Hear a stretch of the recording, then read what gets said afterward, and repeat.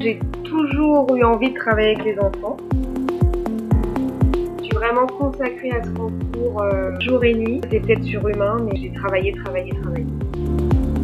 J'ai pas toujours l'impression d'aller travailler en fait. Je vais juste retrouver mes petits. Je vais aider des enfants, je vais être utile et en même temps je vais m'épanouir.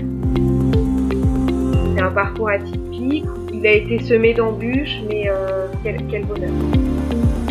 Voilà, aujourd'hui j'ai juste une vie tellement plus riche qu'avant. Bonjour, bienvenue sur le podcast de Ma Révolution Pro, le podcast qui t'aide à sauter le pas de la reconversion professionnelle en te proposant chaque dimanche les meilleurs outils du développement personnel, des témoignages inspirants et des conseils d'experts. Aujourd'hui, je reçois Sandrine, 47 ans, enseignante en maternelle et directrice d'école. Elle nous raconte comment elle a décidé de passer le concours à 39 ans et comment elle a dû s'organiser pour concilier sa vie de famille, son travail, avec cette préparation intense. Elle se souvient aussi comment sa famille et ses professeurs l'ont dissuadée de s'orienter dans cette voie après le lycée et comment elle y est revenue progressivement. De l'amour qu'elle a aujourd'hui pour son métier et de l'épanouissement personnel et professionnel qu'elle y a trouvé.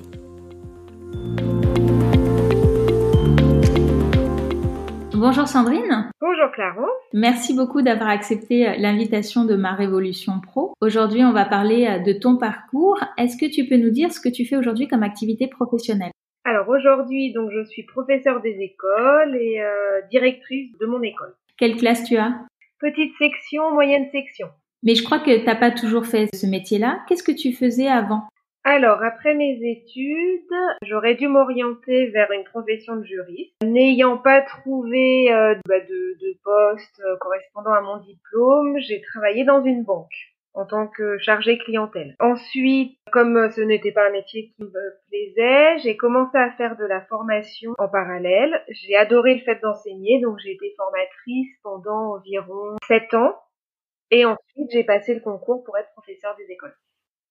Qu'est-ce qui t'a amené à devenir professeur des écoles ? Alors en fait, j'ai toujours eu envie de travailler avec les enfants, mais on m'a orientée vers une fac de droit. Voilà, donc j'avais pensé à plusieurs choses en lien avec le droit qui n'ont pas abouti. Et lorsque j'ai eu mes enfants, j'ai dû faire un peu l'école à la maison étant donné que nous avons adopté nos enfants. Et là, j'ai découvert plein de méthodes d'apprentissage et je me suis dit que c'était vraiment ce que j'avais envie de faire, enseigner, mais avec un autre public. Quand tu dis un autre public, c'est-à-dire ? Un public plus jeune, avec des enfants. Quand tu dis « on m'a empêché », qu'est-ce que tu veux dire par là ? Alors moi, dans ma famille, c'était pas forcément une profession qui était tellement bien perçue. Et puis les profs au lycée, surtout en terminale, m'ont encouragée à faire autre chose. Donc c'est pour ça que j'ai pas du tout intégré la fac pour suivre ce parcours-là. Et c'est vraiment l'environnement qui m'a poussée à faire autre chose. Et du coup, tu y es revenue petit à petit quand tu as eu tes enfants ? Alors en fait, quand je travaillais en banque, j'ai croisé une stagiaire d'été qui préparait le concours. L'idée est revenue et puis j'ai échangé longuement aussi avec la femme d'un collègue qui était professeur des écoles. Donc voilà, donc ça a vraiment germé progressivement. Ensuite, j'ai retrouvé par hasard des amis d'enfance qui étaient devenus professeurs des écoles. Donc tout ça a fait que je me suis dit et pourquoi pas moi. Et vraiment quand j'ai eu mes enfants, là ça a été une évidence. Et je crois que vraiment l'événement déclencheur pour me pousser à quitter mon métier de formatrice a vraiment été des sorties scolaires. J'ai accompagné plusieurs sorties scolaires pour l'une de mes filles et je me suis dit que c'était ça et rien d'autre. Et du coup, comment tu as pris cette décision ensuite ? Est-ce que tu as sauté le pas immédiatement ? Non. En fait, j'ai beaucoup réfléchi puisque ma plus grande crainte était de me retrouver sans emploi, sans ressources. Donc, j'ai profité du congé parental de ma deuxième fille pour vraiment réfléchir. Je me suis lancée dans un concours administratif qui n'avait rien à voir, un peu par dépit, et j'ai commencé à travailler pendant 1 mois ce concours, et là je me suis dit non, c'est idiot, tant pis, il va falloir s'y mettre, et je me suis dit non, c'est le concours de professeur des écoles. Donc voilà, j'ai profité vraiment du congé parental pour me dire autant utiliser ce temps disponible à bon escient, et c'est là que j'ai commencé à préparer le concours. Mais j'étais toujours salariée. Je n'aurais pas osé franchir le cap s'il avait fallu quitter mon emploi. Et lorsque j'ai repris mon activité professionnelle à l'issue de mon congé parental, j'ai continué à préparer le concours. Et donc j'ai pu le passer après, je ne sais plus exactement, peut-être 6 mois de préparation, j'ai pu commencer à présenter les premières épreuves. Et t'avais quel âge à ce moment-là? J'avais 39 ans. Comment ont réagi tes proches quand tu leur as dit que tu voulais te lancer là-dedans? Alors mon mari m'a soutenue totalement parce qu'il savait que c'était vraiment une envie forte. Du côté de mes parents, ça a été différent parce qu'en fait, ils n'ont pas compris comment je pouvais avoir envie de laisser des étudiants pour des enfants. Je pense que c'était moins prestigieux, en fait. Voilà, donc ça a été ça. Bon, après, l'idée a fait son chemin tranquillement dans l'esprit de mes parents. Mais oui, ça a été un peu l'incompréhension au départ. Voilà. Maintenant, ils sont ravis et ils voient à quel point je m'épanouis dans mon travail. Mais voilà. Mais je me suis pas occupée vraiment de la vie des autres membres de ma famille. J'étais soutenue par mon mari, mes enfants, c'était suffisant. Et qu'est-ce qui a été le plus difficile dans cette reconversion? Ce qui a été le plus difficile, c'était de travailler, m'occuper de ma famille, gérer la maison, accepter de consacrer moins de temps à mes enfants. Ça a été vraiment difficile. Et la peur de l'échec. Je crois que cette peur-là était omniprésente pendant toute la préparation du concours. Et quelle image j'aurais de moi si j'échouais? Et comment t'as fait pour dépasser cette peur? Comment j'ai fait pour dépasser cette peur?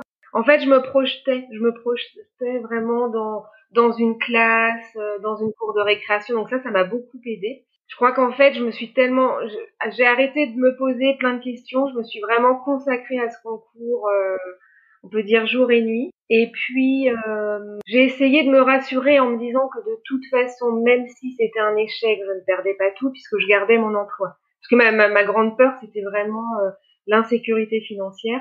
Donc voilà, je me raccrochais à ça. Et puis j'ai une amie qui m'a beaucoup soutenue psychologiquement pour pas baisser les bras.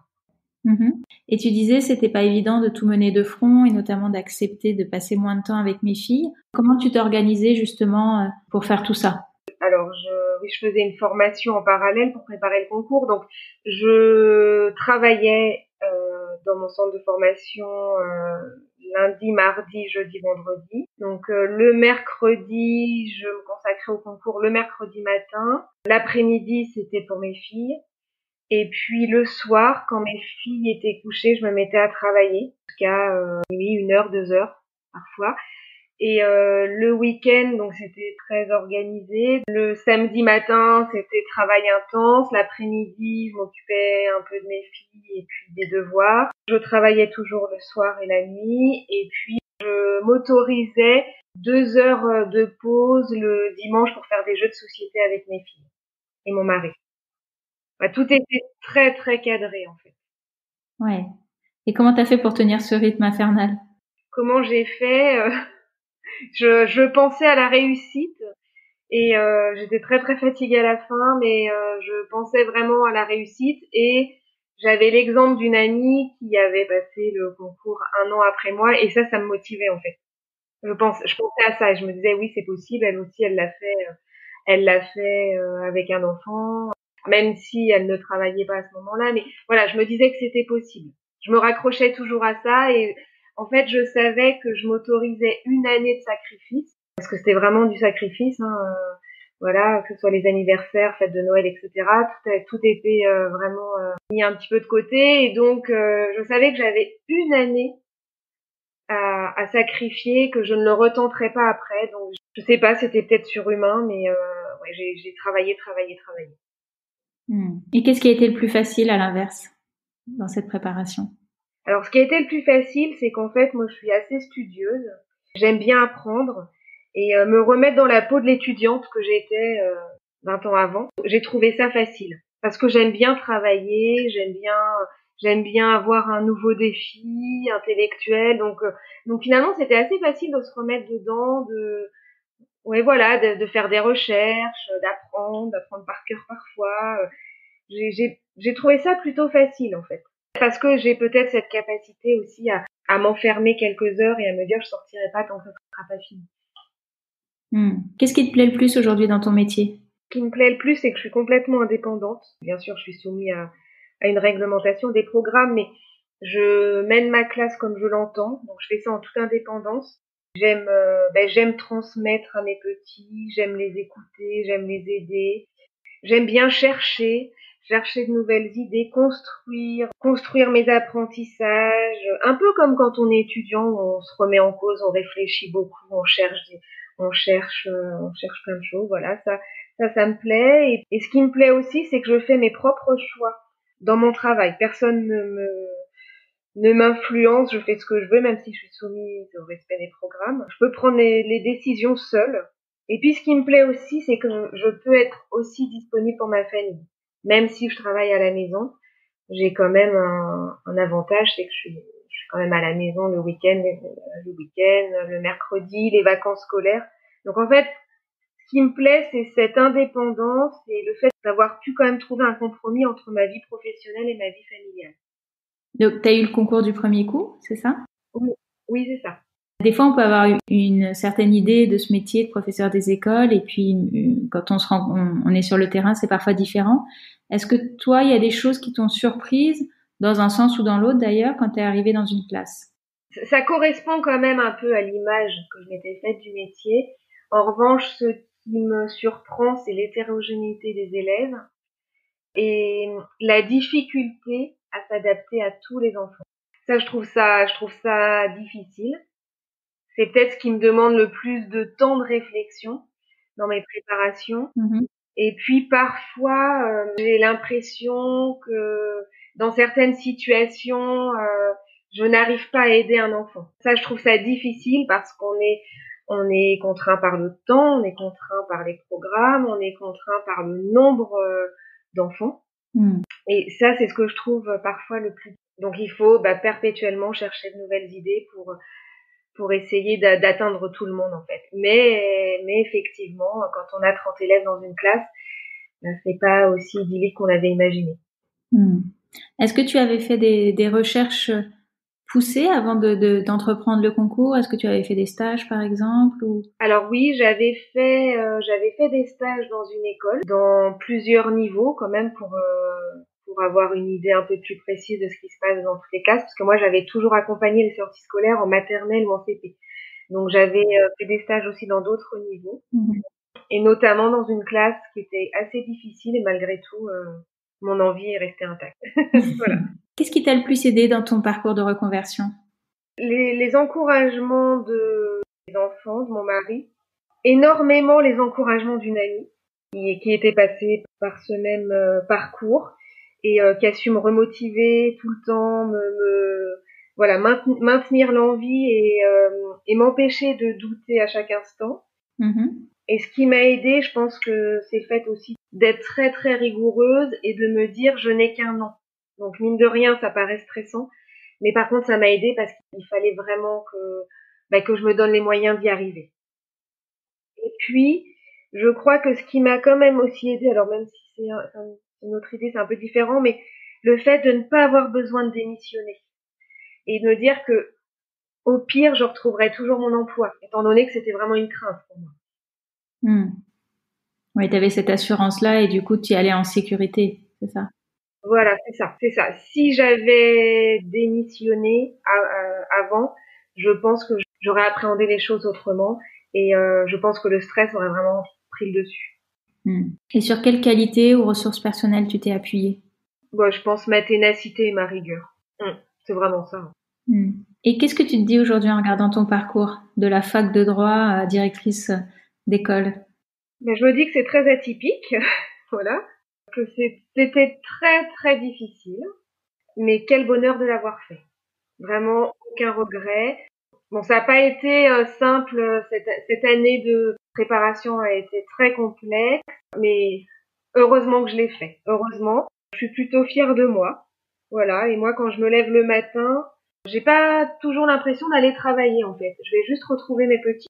Alors, il y a des matins où comme tout le monde, je resterai bien chez moi, mais j'ai moins l'impression d'aller gagner ma vie. J'ai l'impression que je vais aider des enfants, je vais être utile et en même temps je vais m'épanouir.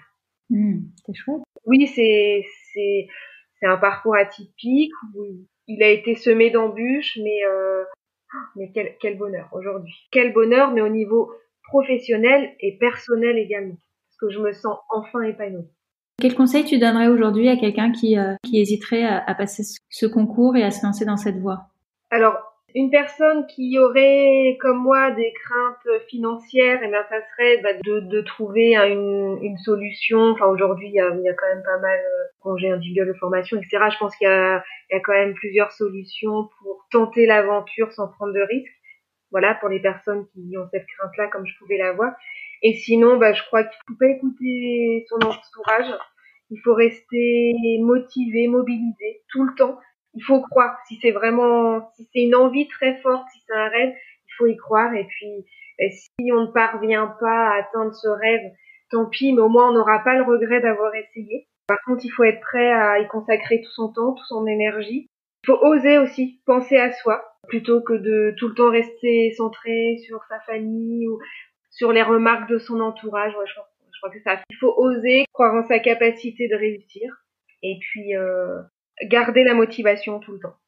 Qu'est-ce que tu voudrais qu'on retienne de ton parcours?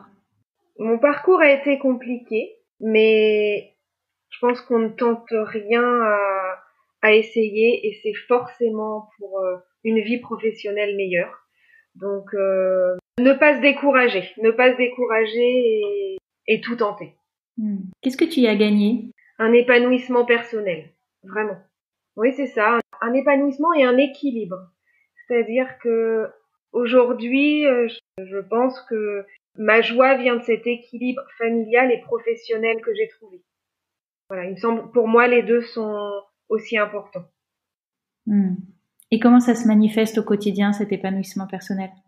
Comme je le disais tout à l'heure, quand je me lève le matin, c'est un plaisir d'aller travailler. Et puis je me sens bien, je doute beaucoup moins. Je doute encore, mais je doute moins de mes choix. J'ai davantage confiance en moi au niveau professionnel, mais ça a des répercussions aussi au niveau personnel et familial. Voilà, je me sens tout simplement mieux. Pour conclure, est-ce que tu aimerais ajouter quelque chose? C'est important d'avoir des personnes sur qui compter quand on se lance dans une reconversion professionnelle. Je pense que c'est vraiment important, que ça soit la famille, les amis. C'est important parce qu'il y a des moments quand même de doute, il y a des moments de peur, et il y a des moments qui sont physiquement et nerveusement éprouvants. Donc c'est important de pouvoir s'appuyer sur des personnes. Et puis vraiment, il faut essayer. Il faut tester. C'est que pour du meilleur, donc il faut tester. Il faut essayer, il faut se donner les moyens. Faut pas avoir peur, faut être capable de sacrifier un petit moment de sa vie. Et moi, je regrette absolument pas ce que j'ai fait. Ça n'a pas été simple, mais il fallait le faire pour mon bien, pour le bien de mon entourage. Et voilà, aujourd'hui, j'ai juste une vie tellement plus riche qu'avant. De quoi tu es la plus fière aujourd'hui? Je suis la plus fière d'avoir réussi à tout mener de front, cette reconversion. Je ne pensais pas être capable de tout pouvoir faire. Et en fait, on se découvre une force quand on se lance dans ce genre de projet. Et ça rend fier. Ça fait combien de temps que tu enseignes aujourd'hui? Donc en tant que professeur des écoles, ça va faire 8 ans. Et toujours avec autant d'enthousiasme? Avec autant d'enthousiasme. Ah, il y a des jours plus difficiles que d'autres.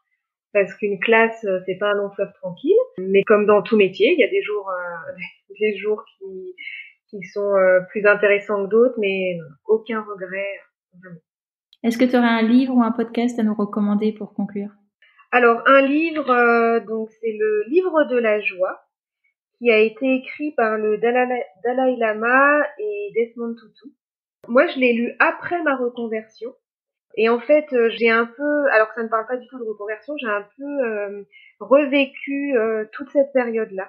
Parce que, oui, c'est vrai que le bonheur, je pense que c'est lié à des événements extérieurs, on n'a pas toujours la maîtrise sur tous ces événements-là. Mais moi, ça m'a aidé à développer cette joie intérieure qui est bien plus profonde. Et je pense que chacun peut essayer de la trouver par son propre chemin. Donc ce livre m'a aidé et ce livre m'a aussi permis de me rappeler tout ce que j'ai traversé. Ça m'a vraiment permis de faire un parallèle avec ma reconversion et de me dire qu'en fait, la construction de ma famille, ce changement de profession, tout ça, ça m'a permis de m'ouvrir et d'avancer en fait, ce très très long chemin de la joie intérieure. Donc voilà, je l'ai lu après ma reconversion, mais je trouve qu'il y a un parallèle entre ce que j'ai vécu et ce que je vis aujourd'hui. Merci beaucoup, Sandrine. Eh bien, de rien. Merci beaucoup pour ton témoignage et merci d'avoir accepté l'enregistrement de ce podcast. Je pense que ça va inspirer pas mal de monde.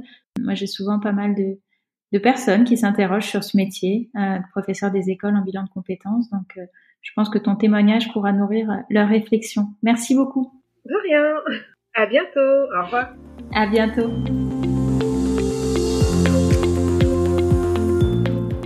Si ce témoignage t'a plu, s'il t'a inspiré, laisse-moi un commentaire sur iTunes et je le lirai à l'antenne la semaine prochaine. Si tu veux être prévenu de la sortie des prochains épisodes, tu peux t'abonner sur ta plateforme de podcast préférée ou t'inscrire à ma newsletter dont tu trouveras le lien dans la description de l'épisode. Enfin, si tu veux en savoir plus sur la reconversion professionnelle, tu peux te rendre sur mon site marevolutionpro.com. Je te remercie et je te dis à dimanche prochain. Au revoir.